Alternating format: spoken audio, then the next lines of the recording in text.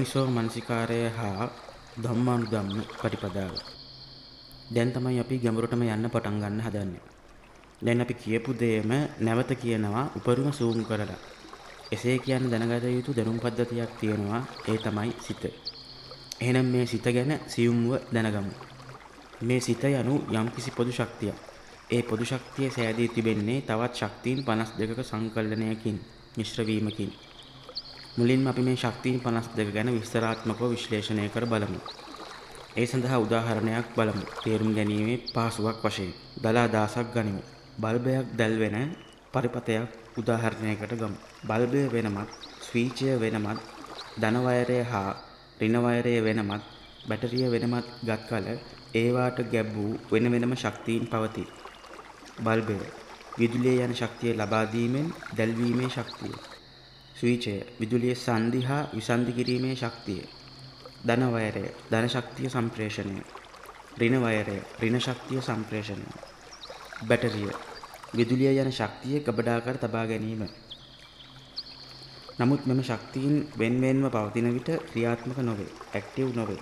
නමුත් මේ ශක්තියින් එකට එක් වූ විට, කනෙක්ට් වූ විට මෙතන නැති වෙනමම ශක්තියක් නිපද වේ. ඒ බල්බය පත්වීමයි. ඒ කියන්නේ ආලෝකය. මේ අංග එකක්වත් නැතුව බල්බයට පත්වන්නට බැහැ වගේ, බල්බය දැල්වීමට බැහැ වගේ, බල්බය දැල්වෙන්නේ නැහැ වගේ චෛතසික එකතු වීමෙන් තොරව සිත යන ශක්තිය හට ගැනීමට නොහැක. ඒ ශක්තිය බල්බයේ තිබුණා නම් සෑම විටම බල්බය දැල්වී තිබිය යුතුයි. එම නිසා වෙන් වූ ශක්තිය නැති උපාංග එක්වීමෙන් පරිපථය සම්පූර්ණ බැවින් එහි ඵලයක් ලෙස බල්බය දැල්වුණා. එම පොදු ශක්තියෙන් ක්‍රියාවක් සිදු වුණා. අංග සම්පූර්ණ පරිපථයක් හටගත්තා වගේ චෛතසික සම්බන්ධ වීමෙන් යම් පොදු ශක්තියක් හටගනී. එම ශක්තිය සිතයි. අපි දැන් බලමු එම චෛතසික එක් වී සිත කියන පොදු ශක්තිය හටගන්නා ආකාරය පිළිබඳව. බුදුන් වහන්සේට අවබෝධ වෙනවා මේ පොදු ශක්තිය ආකාර දෙකකට. ඒ තමයි එක් ආකාරයක් එක පොදු ශක්තියක් හට ගැනීම තුළින් එහි පවතින චෛතසිකවල බර වැඩිකම නිසා එම සිත්වලද බර වැඩි වේ. එම නිසා එම සිත් හට ගැනීම තුළ ඕරම්භාගිය හෙවත් පහළට අදින ගතිය වැඩි වේ. තවත් පොදු ශක්තියක් හට ගැනීම තුළින් එහි පවතින චෛතසිකවල සියුම් බව නිසා සිත්වලද සියුම් බව වැඩි වේ. එම නිසා එම සිත් හට ගැනීම තුළ උද්ධම්භාගිය හෙවත් ඉහළට අදින ගතිය වැඩි වේ. බුදුන් වහන්සේට අවබෝධ වෙනවා මේ ස්කන්ධයේ වැඩි සිත් වලින් පහළට අදින ගතිය නිසා බුදුන් වහන්සේ දේශනා කළ 31ේදී මේ පහළට අදින ශක්තියෙන් මනුස්ස තලයෙන් පහළ තලවල ප්‍රතිසන්දිය ලබා දෙන බව. ස්කන්ධයේ අඩු සිත් වලින් මනුස්ස තලයට ඉහළින් පවතින දිව්‍ය ලෝක හා බ්‍රහ්ම ලෝක එනම් සුගතියේ ප්‍රතිසන්දිය ලබා දෙන බවත්. දුගතිය හෙවත් සතර අපාය තුලදී විපාක වාරයේ පැමිණීමට අරුණු ඇත්තේ මේ ස්කන්ධයේ වැඩි සිත් වලින්. ඒ කියන්නේ මේ ස්කන්ධයේ වැඩි චෛතසික එක්වීමෙන් හටගන්නා ස්කන්ධයන්ගේ අධික සිත්වල විපාක වාරයට අරමුණු ඇත්තේ දුගතිය හෙවත් සතර අපාය තුලදී බැවි. එහිදී පැමිණෙන විපාක වාරය දුක්ඛ සහගත කාය විඥානයේ අධික බැවින් හා ඉන් මිදීමට අවස්ථාවක් දුගතිය තුල නොමැති බැවින් බුදුන් දේශනා කරනවා මෙන්න මේ දුගතිය විපාක දෙන පොදු ශක්තිය හට ගැනීමට ඉඩ නොදෙන ලෙස. ඒ කියන්නේ මේ පොදු ශක්තිය පහළ කිරීමට දක්ෂය නොවිය යුතු බවත්, කුසලතාවයේ යන දක්ෂ වීම නිසා දක්ෂ නොවිය යුතු බැවින් අකුසල යන ප්‍රඥප්තියත් එම සිත් පරම්පරාවලට පොදුවේ වෙන් කර දැක්වුවා.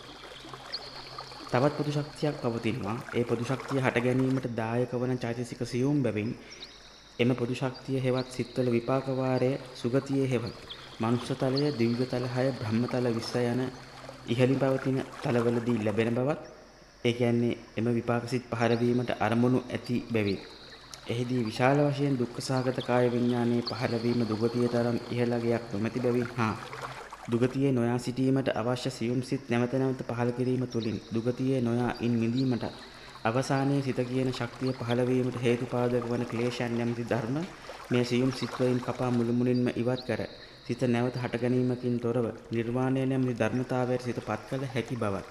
එම නිසා එම සියුම් වූ චෛතසික එක් වී ගොඩනගන සියුම් වූ පොදු ශක්තියෙන් නිතර නිතර හට ගැනීමට ඉඩ සැලැස්වීමට දක්ෂ විය යුතු බවත්, එසේ පහළ කිරීමට දක්ෂ විය යුතු බැවින් එම පොදු ශක්තියින් වලට කුසල් යන ප්‍රඥප්තියත් ලබා දුන්නා. අකුසල් සිත් පහළ කිරීමට දක්ෂ නොවිය යුතු බැවින්, අදක්ෂ විය යුතු බැවින්, නොකළ යුතු බැවින්, විපාක වාරයේ දුගතියේදී ලැබෙන බැවින් ඒවට අකුසල් සිත් ලෙසත් කුසල් සිත් පහළ කිරීමට දක්ෂ විය යුතු බැවින් විපාක වාරයේ සුගතියේදී ලැබෙන බැවින් ඒවාට කුසල් සිත් යන ප්‍රඥප්තියත් ලබා දුන්නා. බුදුන් අදහස් කළේ සරලව මෙයයි. නුඹලා පහළ කිරීමට දක්ෂ නොවිය යුතු පොදු ශක්තියක් තිබෙනවා. හේතුව ඒ සිත්වල පොදු ශක්තිය තුල නැවත විපාක වාරයේ ලැබීමට දුගතිය ප්‍රතිසන්දිගත වීම නිසා.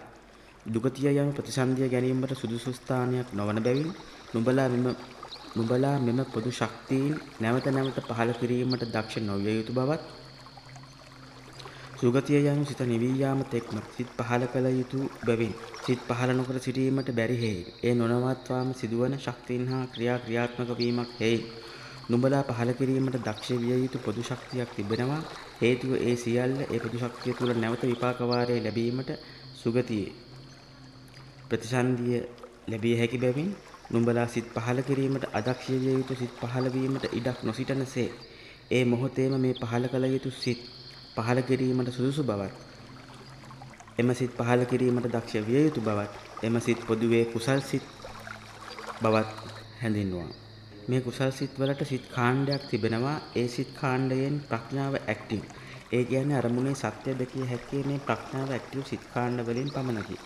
යම් කෙනෙක් මේ ප්‍රඥාව ඇක්ටිව් සිත් කාණ්ඩයට අදාළ සිත් පහළ කළහොත් ඒ කියන්නේ අරමුණේ සත්‍ය දැක්කොත් එම සිත් කාණ්ඩයට අදාළව පහළවන සිත්වල අඩංගු වන චෛතසික ධර්මයන් වැඩෙන බවත් එම චෛතසික ධර්මයන්ගෙන් 8ක් විශේෂ කර දැක්වුවා. ඒවා නම් සම්මා දිට්ඨිය, සම්මා සංකප්පය, සම්මා වාචා, සම්මා කම්මන්ත, සම්මා ආජීව, සම්මා වායාම, සම්මා සති, සම්මා සමාධි. සම්මා දිට්ඨිය යනු ප්‍රඥා චෛතසිකයයි. සම්මා සංකප්පය යනු විතක්ක චෛතසිකයයි. සම්මා වාචා යනු සම්මා වාචා චෛතසිකයයි. සම්මා කම්මන්ත යනු සම්මා කම්මන්ත චෛතසිකයයි. සම්මා ආජීව යනු සම්මා ආජීව චෛතසිකයයි. සම්මා වායාම යනු වීර්ය චෛතසිකයයි. සම්මා සති යනු සති චෛතසිකයයි. සම්මා සමාධි යනු ඒකාග්‍රතා චෛතසිකයයි. මේ චෛතසිකවල වැඩිම තමයි ආර්ය අෂ්ටාංගික මාර්ගය වැඩිම. දැන් අපි බලමු අරමුණේ සත්‍ය දකින සිත් කාණ්ඩ වලට අදාළව ආර්ය අෂ්ටාංගික මාර්ගයේ වැඩෙන ආකාරය. ඥාන සම්පයුක්ත කුසල් සිත් 4. උපේක්ෂා සහගත සිත් 2යි, සෝමනස්ස සහගත සිත් 2යි, සියලු සිත් 4යි. සබ්බචිත්ත සාධාරණ 7යි, ප්‍රකීර්ණක 6යි, කුසල සාධාරණ 19යි, කුසල චෛතසික 6යි. මේ සිත් 4 වනේ සෝමනස්ස සහගත ඥාන සම්පයුක්ත අසංකාරික සිත, සෝමනස්ස සහගත ඥාන සම්පයුක්ත සසංකාරික සිත, උපේක්ෂා සහගත ඥාන සම්පයුක්ත අසංකාරික සිත, උපේක්ෂා සහගත ඥාන සම්පයුක්ත සසංකාරික සිතයි. මෙහිදී මෙම සිත් කාණ්ඩ 4 තුල විශේෂිත චෛතසික ධර්මයන් 8න් 5ක් සෑම විටම මේ කුසල් සිත් පහළ වීමේදී වැඩෙන බවත්, විරති යනුවෙන් හඳුන්වන චෛතසික ධර්ම 3 හා අප්‍රමාණ චෛතසික ධර්මයන් වැඩෙන්නේ විශේෂිත අවස්ථා දෙකකදී බවත් පෙන්වා දුන්නා. විරති චෛතසික 3 සම්මා වාචා, සම්මා කම්මන්ත, සම්මා ආජීව යන චෛතසික ධර්මයන් වැඩෙනුයේ එම සිත් පහළ නොකළ අවස්ථාවන්හිදී බවත්, එම අකුසල් සිත් පහළ කිරීමෙන් වෙන් වූ අවස්ථාවේ පහළවන ඥාන සම්පයුක්ත සිත් පරම්පරාවල් වලින් තමයි එම අකුසලයෙන් වෙන් වුණේ නිසා එම ඥාන සම්පයුක්ත සිත්වල ඇති චෛතසිකයන් 3ක් වන සම්මා වාචා, සම්මා කම්මන්ත, සම්මා ආජීව යන චෛතසික ධර්මයන් වැඩෙන බවත්, එම සිත් පරම්පරාවක් තුලදී මෙම චෛතසික 3ම එකවර නොවැඩෙන බවත්, එම සිත් පරම්පරාවක් තුලදී එක් චෛතසික ධර්මයක් වැඩෙන බවත් පෙන්වා දුන්නා. උදාහරණයක් ලෙස මදුරුවෙක් මැරීමට එහෙම නැත්නම් ප්‍රාණඝාතයේ අකුසලයේ සිදු කිරීමට හේතු සකස් වී ඇති මොහොතක මදුරුවා ඉගිලෙන සද්දය ඇහෙනවා, වහනවා දැනෙනවා, මදුරුවා දෂ්ට කරනවා දැනෙනවා. කෙලින් එක පහරකින් මදුරුවා ඝාතනය කිරීමට හේතු සකස් වී ඇති මොහොතක අරමුණේ සත්‍ය දකින විටදී දුක්ඛ සහගත කාය විඥානයේ පහළ වීමට මදුරුවා උදව් කරන බව දැනගෙන අතින් පිසදමා වූ ඉවත් කර එම ස්ථානයේ මගහැරීම මගින් ඒ අරමුණේ සත්‍ය දැකපු සිත් පරම්පරාවල සම්මා කම්මන්තය නම් චෛතසිකය පමණක් වැඩේ. සම්මා වාචා, සම්මා ආජීව යන චෛතසික ධර්මයන් නොවැඩේ. අරමුණේ සත්‍ය මදුරුවා ඝාතනයට පහළ විය යුතු කාය විඤ්ඤාප්ති සිත් පහළ කළහොත් එම සෑම සිතකින්ම නැවත ඒ ආකාරයෙන්ම සිත් 7 බැගින් ජවන නැවත සේව්වීම නිසා නැවත නැවත මදුරුවන් මැරීමට හේතු එළියේ සකස් වෙයි. නැවත නැවත මදුරුවා මැරීමට අවශ්‍ය සිත් පහළ වීමට එය දැක එයින් මිදීමයි විරතිය. සම්මා වාචා. උදාහරණයක් ලෙස බොරුවක් කීමට හේතු සියල්ල සකස් වී තිබියදී බොරුවක් කියන්නේ අතීතයේ පහළ නො වූ හෝ අනාගතයේ පහළ වීමට නිශ්චිතභාවයක් නොමැති සිත් පරම්පරා නිශ්චිතාකාරයෙන් පහළ වේ යයි අරමුණු කරන සිත් පරම්පරා. පහළ වූ සිත් පරම්පරාවක් පහළ වූ නැතයි කීමද පහළ වූ නැති සිත් පරම්පරාවක් පහළ වූ යයි කීමටද හේතු සියල්ල සකස් වී තිබියදී අරමුණේ සත්‍ය දැක එම සිත් පරම්පරා පහළ නොකර සිටීමේදී අරමුණේ සත්‍ය දැකපු සිත් පරම්පරාවල සම්මා වාචා චෛතසිකය වැඩි. මේ අවස්ථාවේදී මේ කුසල් සිත්වල සම්මා කම්මන්තයත් සම්මා ආජීවයත් යන චෛතසික ධර්ම නොවැඩේ. අරමුණේ ඇත්ත.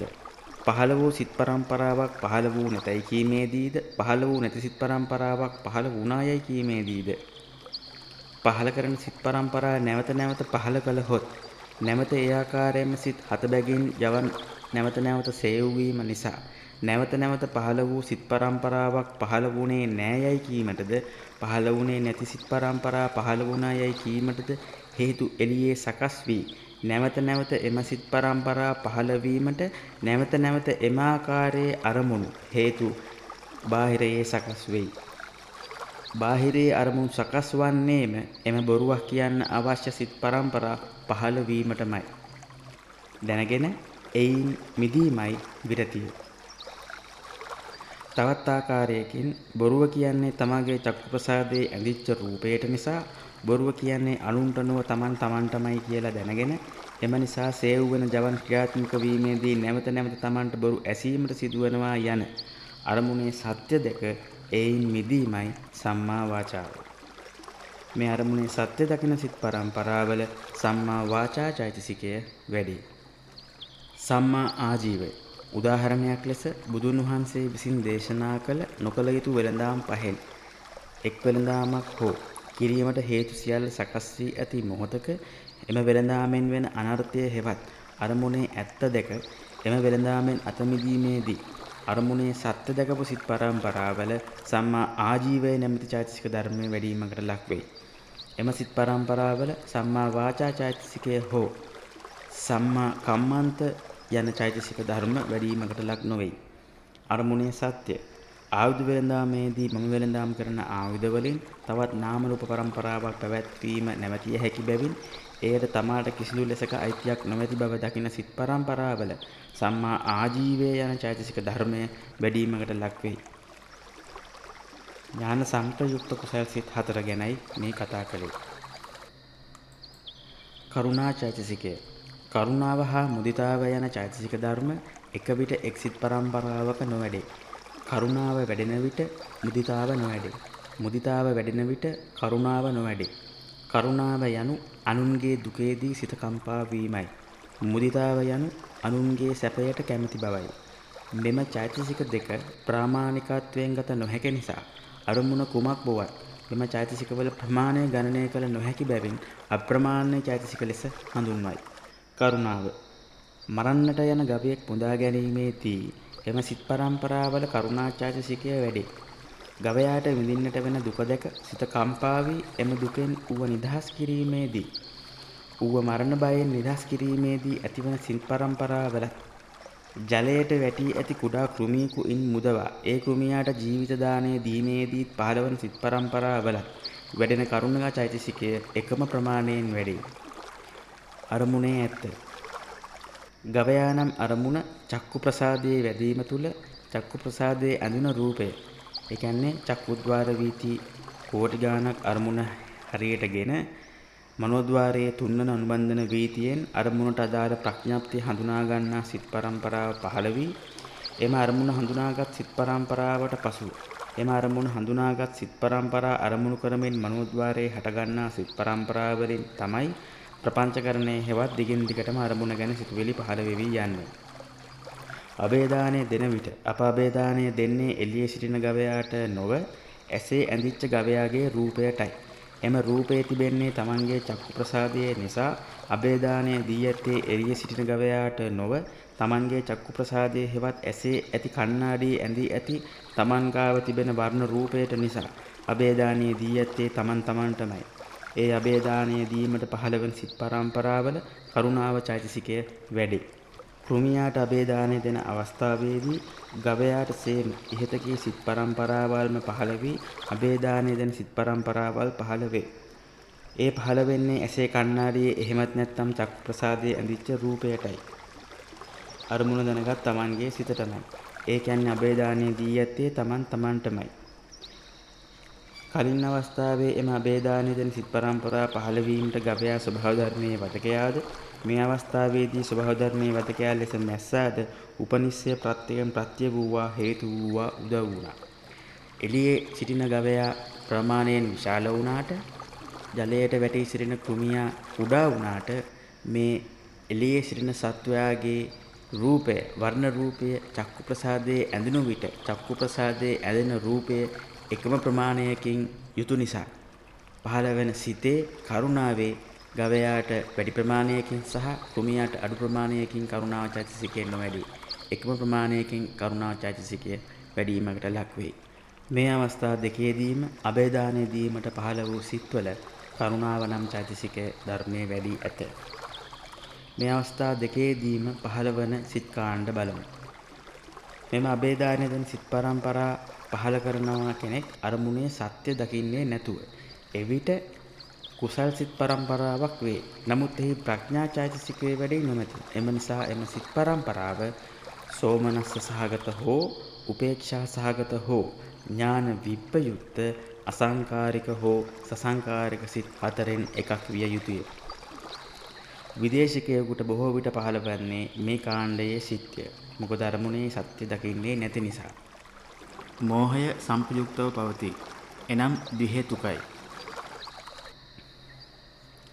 මෙම අබේදානය දෙන සිත් පරම්පරා පහළ කරනවා කෙනෙක් අරමුණේ සත්‍ය දැනගෙන. එහෙමත් නැත්නම් මේ අබේදානය දෙන්නේ තමන්ටමයි කියා දැනගෙන. එවිට කුසල් සිත් පරම්පරාවක් වේ. ඒ සමගම එහි ප්‍රඥා චෛතසිකය වැඩි ඇත. එම නිසා එම සිත් පරම්පරාව සෝමනස්ස සහගත හෝ උපේක්ෂා සහගත ඥාන සම්පයුක්ත අසංකාරික හෝ සසංකාරික සිත් හතරෙන් එකක් විය යුතුය. මේ සිත් පරම්පරාවල ප්‍රඥාව චෛතසිකයේ වැඩෙන හේයින් මේ කුසල් සිත් හතර විදර්ශනා කුසල චිත්තයන් වේ. එහෙමත් නැතිනම් අරමුණේ සත්‍ය දකින කුසල් සිත් වේ. මේ විදර්ශනා භාවනාව වේ. ශුෂ්ක විදර්ශනාව. මෙන්න මේ කුසල් සිත් 8 මහා කුසල් සිත් ලෙසත් ඒයින් විශේෂ කර දැක් වූ කුසල් සිත් හතරෙන් අරමුණේ සත්‍ය දැකිය හැකි බවත් එසේ කිරීමේදී ප්‍රඥා චෛතසිකයේ වැඩෙන බවත් එම කුසල් සිත් පහළ කිරීම අතිශය දුර්ලභ බවත් එසේ කරන කෙනා ආර්ය ශ්‍රාවකයෙක් හැටියටත් එම පුද්ගලයන් කාණ්ඩ හතරකට බික්කු බික්කුණී උපාසක උපාසිකා යන කාණ්ඩවලට බෙදා හැකිය බවත් ශ්‍රී ලාංකික වාසීන්ට බොහෝ සෙයින් මේ විපාක සිත් පහළ කිරීමට අවශ්‍ය දැනුම් පද්ධති ලබා ගැනීමට එළියේ බාහිරයේ හේතු සකස් වී ඇති බවත් එම විදර්ශනා සිත් පහළ කිරීමට විපාක ඇති නිසා ශ්‍රී ලාංකිකයන් ලෙස මෙහි ප්‍රතිසන්දිය ලබා දී ඇත්තේ එම විපාක සිත් පහළ කිරීමට නිසා බවත් සිංහලේ යන විශේෂ නාමයෙන් හඳුන්වන්නේ පොදුවේ මෙම කාරණාව බවත් තරයේ සිහියේ තබාගත යුතුයි. දැන් අපි බලමු මේ චෛතසික සංකලනය වී සම්පයුක්ත වී සිතක් සෑදෙන්නේ කුමනාකාරයකටද කියලා. අප මුලින් ගත්තා වූ පරිපතය යන උදාහරණය නැවතගෙන විශ්ලේෂණය කර බලමු. LED බල්බේ දැල්වීම සුදු ආලෝකය නම් ඵලය ලැබුණේ පරිපතයේ කොටස් එකතු වූ මොහොතේමයි. ඒ බල්බේ දැල්වීමට අවශ්‍ය අවම අමුද්‍රව්‍යයි. බල්බේ දැල්වීමට නම් මෙම කොටස් අනිවාර්යෙන් තිබිය යුතුයි. අන්න ඒ වගේ සිත කියන ශක්තිය නිර්මාණය වීමට සබ්බචිත්ත සාධාරණ චෛතසික හත් අනිවාර්යයෙන්ම එකතු විය යුතුයි. ඉන් පසුව අපට මේ පරිපතය වැඩි දියුණු කළ හැකිය. ඒ බල්බේ පාට වෙනස් කළ විට ලැබෙන ආලෝකයේ වෙනසක් සිදු වෙයි. එහෙමත් නැත්නම් බැටරි ප්‍රමාණය වැඩි කළහොත් ආලෝකය වැඩි වෙයි. ඒ ආකාරයට මේ සබ්බචිත්ත සාධාරණ කියන චෛතසික හතට කුසල සාධාරණ චෛතසික 19 එකතු වූ විට නිල් පාට බල්බයක් දැල්වේ. අකුසල සාධාරණ චෛතසික 4 එකතු වූ විට රතු පාට බල්බයක් දැල්වේ. කුසල සාධාරණ 19ට තවත් විරතිය හා අප්‍රමාණ්‍ය එකතු වූ විට බල්බයේ නිල් පාට තරමක් දීප්තිමත් වේ. අකුසල සාධාරණ 4ට තවත් අකුසල චෛතසික එකතු වූ විට රතු පාට තවත් දීප්තිමත් වේ. කුසල සාධාරණ 19 විරතිය හා අප්‍රමාණී චෛතසික වලට ප්‍රඥාව එකතු වූ විට බල්බය සුදු පාට දීප්තිමත්ව දැල්වේ. බැටරි කෑලි එකතු කළා හා සමානයි. මෙහිදී යම් කරුණයක් මතකයේ තබා ගනිමු. මෙතන සඳහන් බල්බවල පාට ඉදිරියේදී විස්තර කිරීමේදී අවශ්‍ය බව. සුදු පාට බල්බය සාමාන්‍ය සිතක හට ගැනීම හෙවත් ප්‍රභාස්වර සිත, නිල් පාට බල්බය කුසල චිත්තය, රතු පාට බල්බය අකුසල චිත්තය, දීප්තිමත් සුදු පාට බල්බය ප්‍රඥා සංප්‍රයුක්ත කුසල සිත. හටගන්නා සිත සෑම විටම ප්‍රභාස්වරයි. ප්‍රභාස්වර සිත සුදු පාට බල්බය. ප්‍රභාස්වර සිත සමග ක්ලේශ ධර්ම අකුසල චෛතසික සංප්‍රයුක්තව පවතී. රතු පාට බල්බය අකුසල චෛතසිකානුව දීප්තිය අඩු වැඩි වේ. ප්‍රභාස්වර සිත සමග කුසල් චෛතසික එකතු වූ විට ඒ නිල් පාට බල්බයක් වේ. ප්‍රඥාව නොමැති නිසා මෝහය පවතී. ලෝභය උපනිශ්‍රවය පවතින බැවින් නිල් පාට වේ. කුසල චෛතසික අනුව දීප්තිය අඩු වැඩි වේ. ප්‍රභාස්වර සිත සමග කුසල් චෛතසිකය සහ ප්‍රඥාව එකතු වූ විට සුදු පාට දීප්තිමත් බල්බයක් වේ. ප්‍රඥා චෛතසිකය නිසා දීප්තිය වැඩි වේ. කුසල චෛතසික සංප්‍රයුක්තව ක්ලේශ ධර්ම පවතින නිසා සුදු පාට වේ. රහත් වූ විට ක්ලේශයන් කපා ඉවත් කිරීම නිසා ප්‍රභාස්වර සිත සමග කුසල් චෛතසික යෙදුණු විට ඒ ක්‍රියාසිතක්. ප්‍රඥාව නොමැත ඥාන විප්‍රයුක්ත සිතක් වේ. ප්‍රභාස්වර සිත සමග කුසල් චෛතසික හා ප්‍රඥා චෛතසිකය ඒ කියන්නේ අරමුණේ සත්‍ය දැකීම. එයත් ක්‍රියාසිතක්. ප්‍රඥාව ඇත ඥාන සංප්‍රයුක්ත සිතකි. අප දැන් මේ සිදුවන ආකාරය චෛතසික එකතු වී සිත සෑදෙන ආකාරය හා පරිපතය සකස් වන අයුරින් පහදා ගමු. මේ ආකාරයට සිත් හට ගැනීමේදී චෛතසික සංකලනය සංප්‍රයුක්ත වන්නේ යම් ක්‍රමවේදයකට අනුවයි. එම ක්‍රමවේදය බුදුන් මේ අයුරින් පහදා ඇත. චෛතසික එකතු වීමෙන් සෑදිය හැකි මුළු සිත් කාණ්ඩ 89කට බෙදා වෙන් කරයි. සිත් චාට් එක. මෙහි දැක්වෙන්නේ ඒ සිත් කාණ්ඩ හට ගැනීමේදී චෛතසික එකතු වන ආකාරයයි. එහෙමත් නැතිනම් බල්බේ දැල්වීමට අදාළ පරිපතයට උපහාංග කොටස් එකතු වෙන ආකාරයයි. මෙහි කුසල් සිත් 8, කුසල් විපාක 8, ක්‍රියාසිත 8. මේ සෑම සිතකම සෝමනස්ස සහගත වන්නේ ප්‍රීතිය චෛතසිකයේ ඇක්ටිව් නම්. උපේක්ෂා සහගත වන්නේ ප්‍රීතිය චෛතසිකයේ ඉනැක්ටිව් නම්. ඥාන සංපයුක්ත වන්නේ ප්‍රඥා චෛතසිකයේ ඇක්ටිව් නම්. ඥාන විප්‍රයුක්ත වන්නේ ප්‍රඥා චෛතසිකයේ ඉනැක්ටිව් නම්. මේ සිත් පහල කරන්නේ තමන්ටම හිතිලා තමන්ගේ උවමනාවට නම් අසංස්කාරිකයි. මේ සිත් පහල කරන්නේ තව කෙනෙක්ට පහල වූ සිත් පරම්පරාවක් හේතු කොටගෙන නම් ඒම සිත් පරම්පරාව සසංස්කාරිකයි.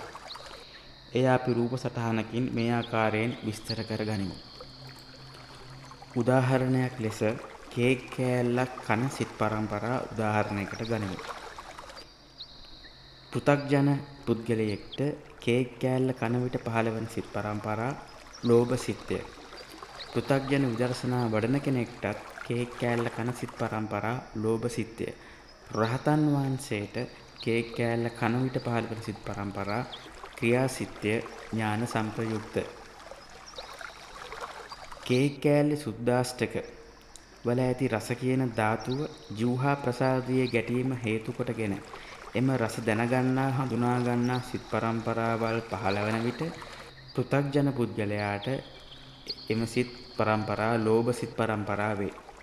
පෘථග්ජන විදර්ශනා වඩන පුද්ගලයාටත් එම සිත් පරම්පරා ලෝභ සිත් පරම්පරා වේ. රහතන් වහන්සේටත් එම සිත් පරම්පරා ක්‍රියාසිත ඥාන සංප්‍රයුක්ත වේ. මේ සිත් පරම්පරාවලට පසුව අරමුණේ සත්‍ය දකින සිත් පරම්පරාවල් එහෙම නැත්නම් විදර්ශනා සිත් පහල කරන විටදී මේ ලෝභ සිත් ඕමක වේ. ඒ කියන්නේ පෘථග්ජන පුද්ගලයෙක් විදර්ශනා නොවඩන කෙනෙක්ට මේ සිත් පරම්පරාවල් පහල නොවේ. පෘථග්ජන විදර්ශනා වඩන කෙනෙක්ට මේ සිත් පරම්පරාවල් වලදී ඒ කියන්නේ විදර්ශනා වඩන සිත් පරම්පරාවල් වලදී කුසල් සිත් 15 ඒවා ඥාන සංප්‍රයුක්ත සිත් වේ. රහතන් වහන්සේ කෙනෙක්ට මේ 15 සිත් පරම්පරා ක්‍රියාසිත ඥාන සංප්‍රයුක්ත වේ. මේ කේක් කෑල්ල කෑවාට පසුව කේක් කෑල්ල රසයි කියලා කියන සිත් පරම්පරාවලදී පෘථග්ජන මට්ටමේ කෙනෙක්ට පහළවන්නේ ලෝභ සිත් පරම්පරාවල්මයි. පෘථග්ජන විදර්ශනා වඩන කෙනෙක්ට පහළවන්නේ කුසල් සිත් පරම්පරා ඥාන විප්‍රයුක්ත කුසල් සිත් වේ. රහතන් වහන්සේ කෙනෙක්ට පහළවන්නේ ක්‍රියාසිත ඥාන විප්‍රයුක්ත ක්‍රියාසිත වේ. තමන්ටම කේක් කෑල්ලක් කන්න හිතිලා තමන්ම කනවා නම් අසංස්කාරිකයි. අරමුණේ ඇත්ත තමන්ට කේක් කෑල්ලක් කන්න හිතනවා කියන්නේ ඒ කේක් කෑල්ල කනකොට රස හඳුනා ගන්නා සිත් පරම්පරා පහළ කිරීමට ලෝභයක්, ආසාවක්, තණ්හාවක් ඇති වූ විට එළියේ ඒ අරමුණ සොයනවා මිසක් කේක් කෑල්ලක් සොයනවා මිසක් මම කේක් කෑල්ලක් කනවා නොවේ. කේක් කෑල්ලේ රස හඳුනා ගන්න සිත් නැවත නැවත පහළ කිරීමටයි අවශ්‍ය. ඊට පහසුව තකා එළියේ අරමුණ නැත්නම් කේක් කෑල්ල අරමුණු කරනවා කියන එක තමයි කේක් කෑල්ල කනවා කියන සංසිද්ධිය. වෙන කෙනෙක් කියනවා ඒ කේක් කෑල්ල නම් මාර රසයි කියලා ඇහුනහම මටත් ඒ කේක් කෑල්ල රස බලන්න හිතෙනවා. ඒ ඇවිල්ලා සසංස්කාරික සිත්. අරමුණේ ඇත්ත.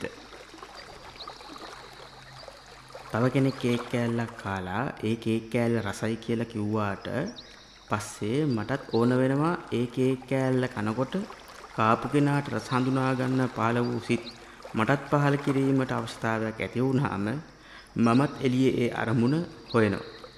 මොකටද? මටත් ඒ කේක් කෑල්ල කනකොට රස හඳුනා ගන්නා සිත් පරම්පරාවල් මට පහළ කිරීමට කැමැත්ත, උවමනාව, ලෝභය, තණ්හාව ඇති නිසා.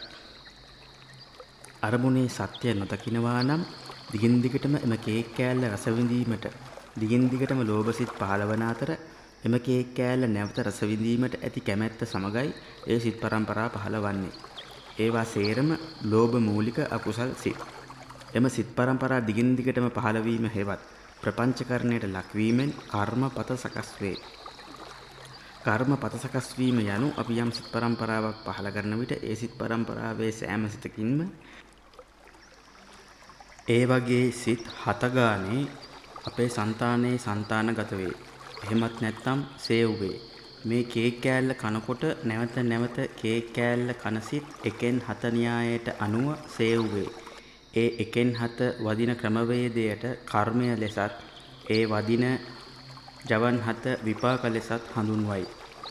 එසේනම් පෘථග්ජන කෙනෙක් කේක් කෑල්ල කනකොට 1/7 වදින විට ඒ කියන්නේ කර්ම සකස් වී විපාක ජවන් වදින විට ඒ විපාක සිත් 7 තුල ලෝභය, තණ්හාව හෙවත් නැවත නැවත එම කේක් කෑල්ලේ රස හඳුනා ගන්නා සිත් පරම්පරාවල් නැවත නැවත පහළ කිරීමේ කැමැත්ත ඇතුවයි එම විපාක සිත් වදින්නේ, සේව් වන්නේ.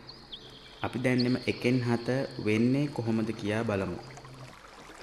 තරමක් සරල කොට කේක් කෑල්ලේ රස හඳුනා ගන්නා සිත් පරම්පරාවල සෑම සිතකින්ම ඒ වගේම සිත් 7 ගානේ సంతානයට එකතු වේ. ඒ සෑම සිත් 7කින්ම ඒ සෑම ජවන් 7කින්ම පළවෙනි ජවනේ ditta ධම්ම වේදනීය මේ භවයේ, 7 වෙනි ජවනේ උපපජ්ජ වේදනීය ලෙස මුතු භවයේදී, 2 3 4 5 6 යන ජවන් අපරාපරිය වේදනීය ලෙස නිවන් දකින ජාති දක්වාත් විපාක වාරයේ පැමිණේ.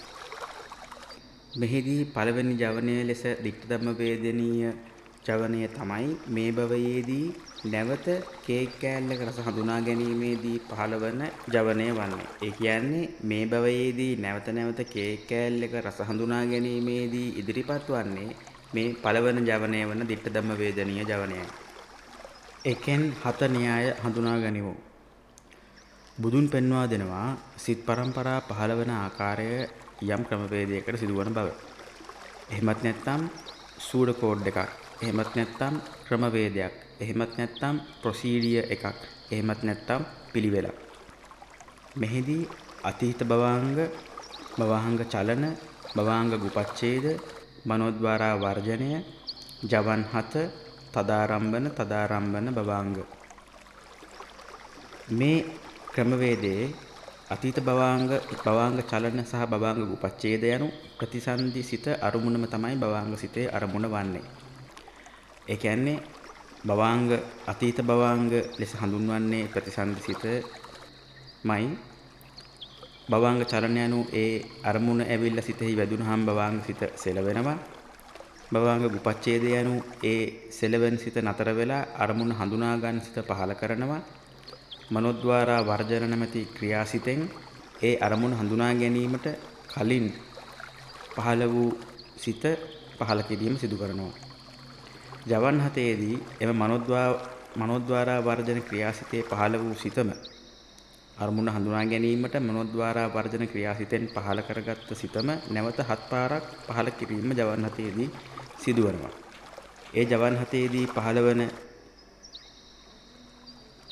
සිත් 7 පළවෙනි ජවනයේ ditta ධම්ම වේදනීය ලෙසත් 7 වන ජවනයේ උපපජ්ජ වේදනීය ලෙසත් 2 3 4 5 6 යන ජවන් අපරාපරිය වේදනීය ලෙසත් විපාක වාරයේ පැමිණේ.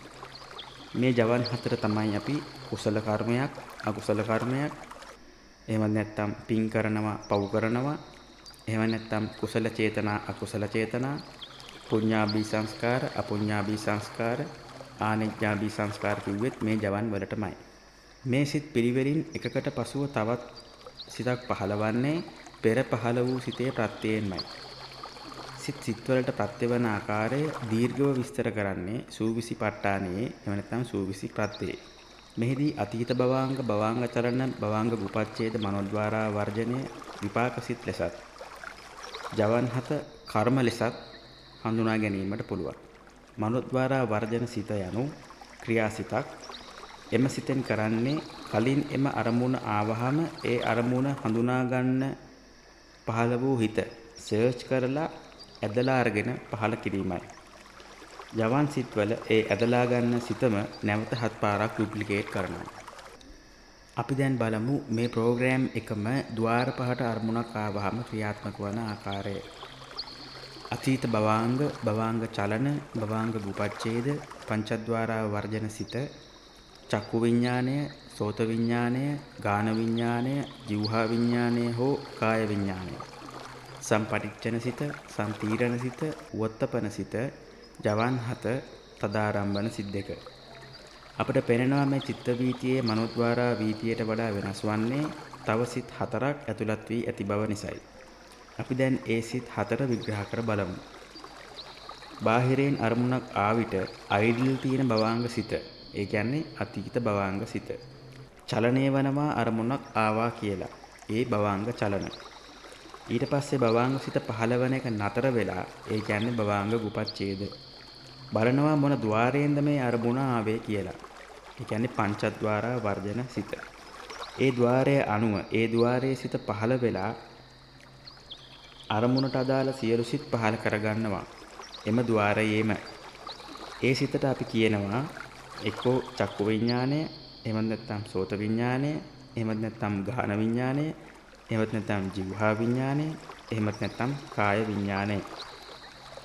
ඊට පසු ඒ ద్వාරයේ හටගත් සිත නැවත හෘදයවත් රූපේ හට ගැනීම හෙවත් මනෝද්වාරයේ හට ගන්නවා. ඒ සම්පටිච්ඡන සිතයි. ඒ සම්පටිච්ඡන සිත තීරණය කරගන්නවා ඒ සම්තීරණ සිතයි. ඒ තීරණයට අදාළ අරමුණ හඳුනා ගන්නා සිත හෙවත් කලින් එම අරමුණ ආවාම පහළ වූ සිත මනෝද්වාරයේ හට ගැනීම හෙවත් වොත්තපන සිත පහළ වීම සිදුවනවා. එම වොත්තපන සිතට ඇදී ආව විපාක සිත ඒ විදියටම 7 ආකාරයකට ඩුප්ලිකේට් වී තම සත්පුද්ගල సంతානයේ තැන්පත් වෙනවා, සේව් වෙනවා. එය සිදුවන්නේ මෙසේ. මෙම ජවන් 7 ඉදිරි භවයන් වලට රැගෙන යාමේ ශක්තිය අනුව මෙසේ වර්ගීකරණය කළ හැකිය. ජවන් වලින් එකිනෙකාට ප්‍රත්‍ය වීම හේතු කොටගෙන 4 වෙනි ජවනය වඩාත් ශක්තිමත් වන අතර 3 වන හා 5 වන ජවන් සමාන වන අතර 2 වන ජවනය හා 6 වන ජවනය සමාන වන අතර 2 වන හා 6 වන ජවන් වලට වඩා ශක්තියෙන් අඩු නිසා 7 වන ජවනය පසු භවයේද හත්වන ජවනයට වඩා ශක්තියෙන් අඩු නිසා පළවන ජවනය ditta ධම්ම වේදනීයව මෙම භවයේද විපාක වාරය පැමිණේ. ශක්තියෙන් වැඩි 2 3 4 5 6 යන ජවන පහ අපරාපරිය වේදනීය ලෙසද විපාක වාරය පැමිණේ. ඒ කියන්නේ නිවන් දකින ಜಾති දක්වා ඉදිරියට ගෙන යාමේ ශක්තිය මෙම ජවන් පහට ඇත. එම ජවනවලට වෙනස් වන්නේ ඉදිරියට ගෙන යාමේ ශක්තිය අනුව පමණය. නමුත් විපාකසිතම තමයි. විපාකසිතේ වෙනසක් සිදුවන්නේ නැහැ. මෙහි ප්‍රාමාණිකව පෙන්වා තිබෙන්නේ ඉදිරි භවයන් වලට ගෙන යාමේ රැගෙන යාමේ ශක්තිය අනුවයි. කලින් රූප සටහනට අනුව මේ සිත් පරම්පරාවේ පවතින ditta ධම්ම වේදනීය විපාක සිත් ටික මේ භවයේදීම විපාක විදියට පැමිණේ. එනම් පරිප්පු හොද්ද මුලින්ම හදනකොට වැදිච්ච ජවන් වල සංඥාව එඩිට් වී තමයි අද හදන පරිප්පු හොද්ද හදන සිත් පරම්පරාව පහළ කරනුයේ. ඒ සිත් පරම්පරා සියල්ල හි සංඥාව එඩිට් කර නැවත බැදුණු ජවන් ප්‍රමාණය අධික වූ විට හොද්දේ ලුණු රස බලන්නේ නැතුව ගානට පදමට පිසීමේ හැකියාව පවතී. එසේනම් ජවන් සිත් විපාක විදියට පැමිණීමේදී එම ක්‍රියාව සිදුවනවා මිස අපි පරිප්පු හොද්ද හදනවා නොවේ. පරිප්පු හදන්න ඕන කියලා සිත පහළ වෙනවා. එවිට දැනට තමන් ගාව තියෙන සිත් පරම්පරා පහළ කරමින් පරිප්පුව හදනවා. එවිට එහි අඩුපාඩු හිත් පරම්පරා පහළ වේ. එවිට එම සිත් පරම්පරා එඩිට් කරමින් අලුත් සිත් පරම්පරා පහළ කරයි. හොද්දට ලුණු මදි කියලා දැනගත් විට ඒ දැනගත්තේ සිතකින් නිසා. පරිප්පු හොද්ද කියා දැනගත් සිත් පරම්පරාවේ තිබිය යුතු ලුණු ප්‍රමාණය දැනගන්නා සිත් පරම්පරාවයි මදි කියා දැනගත්තේ. එවිට එයා නැවත ලුණු එකතු කරනවා යයි කියන්නේ තව ලුණු හැන්දක ප්‍රමාණයක් කියා දැනගත් සිත් පරම්පරා නැවත පරිප්පු හොද්ද කියා දැනගත් සිත් පරම්පරාවට එකතු කිරීමයි. එවිට ලුණු ඇති සිත් පරම්පරාවල් ඇති වූ විට එම පරිප්පු වල ප්‍රමාණය දැනගත් සිත් පරම්පරාවලට දැමූ ලුණු කියා දැනගත් සිත් පරම්පරා ප්‍රමාණය ඇති කියලා තහවුරු කරගත් සිත් පරම්පරා ගලා යන විටදී ඒවායේ ජවන සිත්වල සංඥාවේ පවතින්නේ මේ පරිප්පු හොද්දට මේ තරම් ලුණු ඇති කියලයි.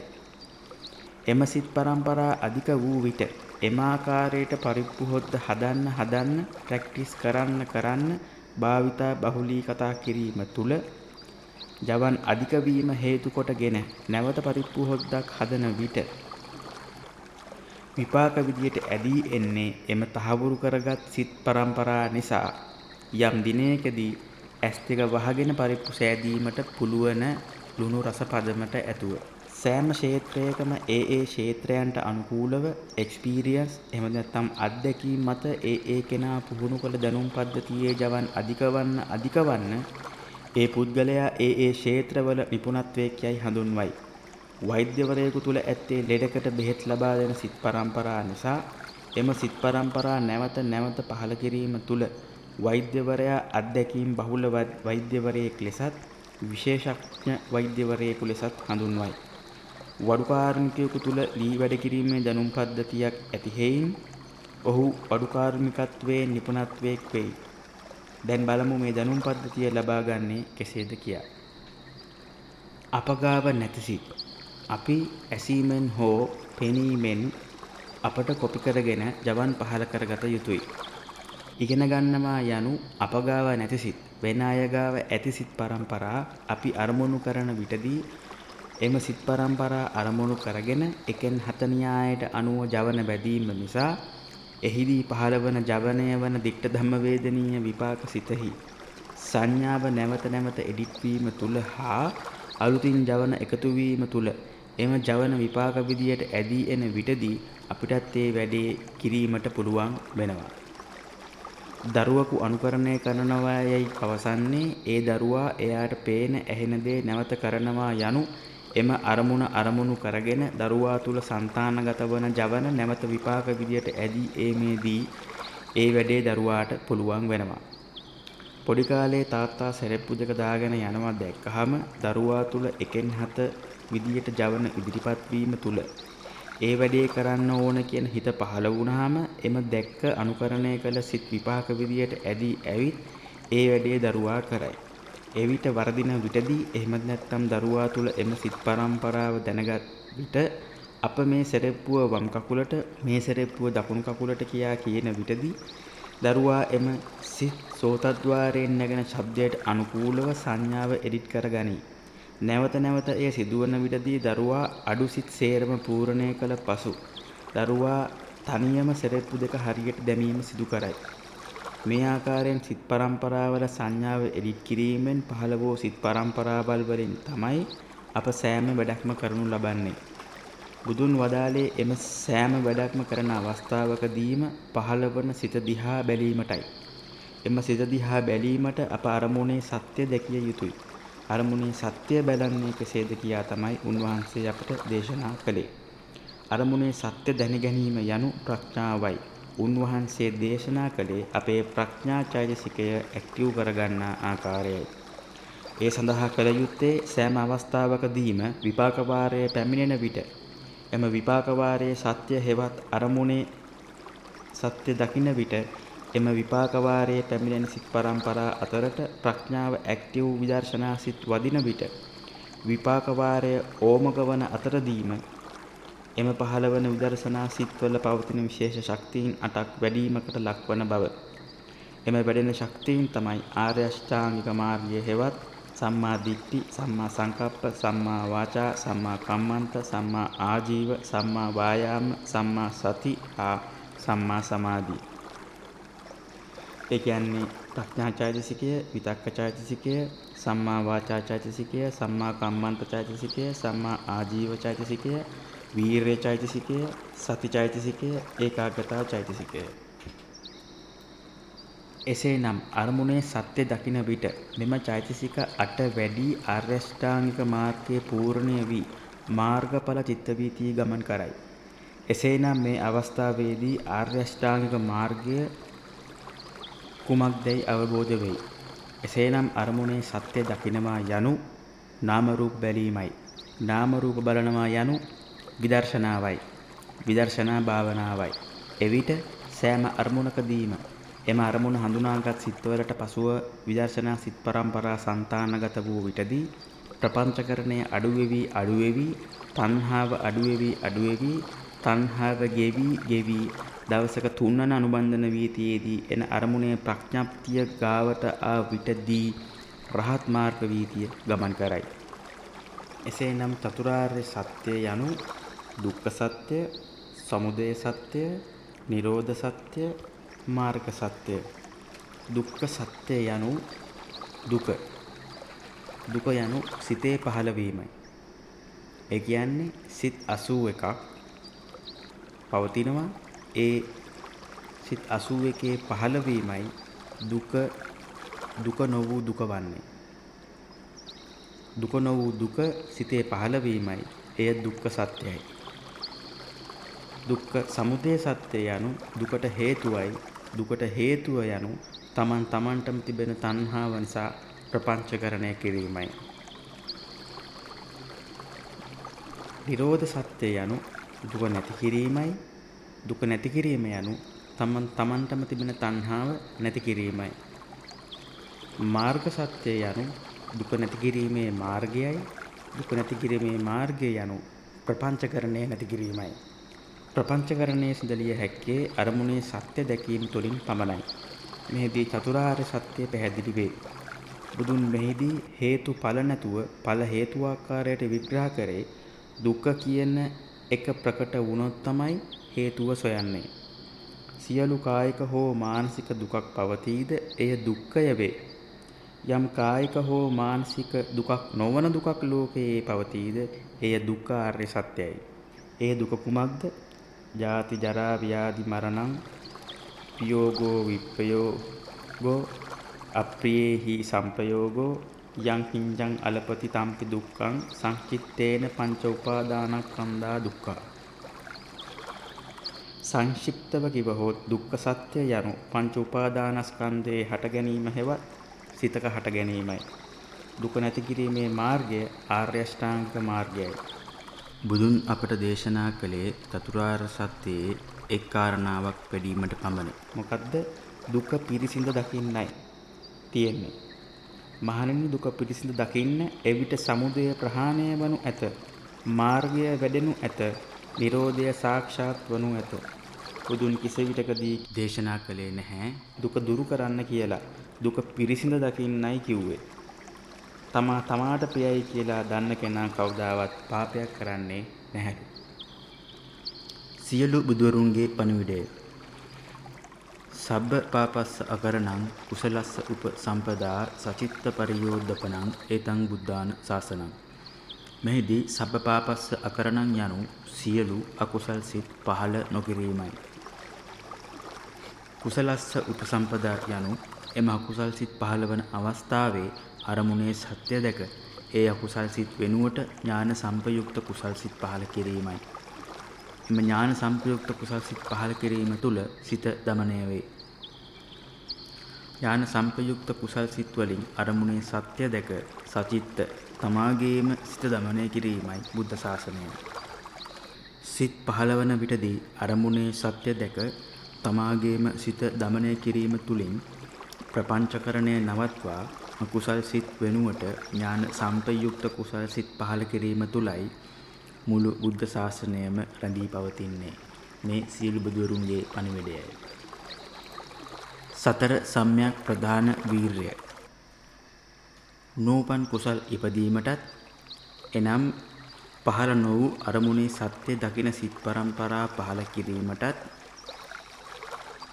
උපන් කුසල් නැවත නැවත ඉපදීමටත් එනම් පහළ වූ අරමුණේ සත්‍ය දකින සිත් පරම්පරා නැවත පහළ කිරීමටත් නූපන් අකුසල් නොඉපදීමටත් පහළ නො වූ අකුසල් සිත් පරම්පරා පහළ වීමට ප්‍රථම අරමුණේ සත්‍ය දකින සිත් පරම්පරා පහළ කිරීමටත් උපන් අකුසල් නැවත නැවත පහළ නොකිරීමත් පහළ වූ අකුසල් සිත් පරම්පරා පහළ වන තැනේදීම අරමුණේ සත්‍ය දැක නැවත නැවත පහළ නොකිරීමටත් ගන්නා වූ වීර්ය එහෙමත් නැත්නම් උත්සාහය සතර සම්‍යක් ප්‍රධාන වීර්ය වේ.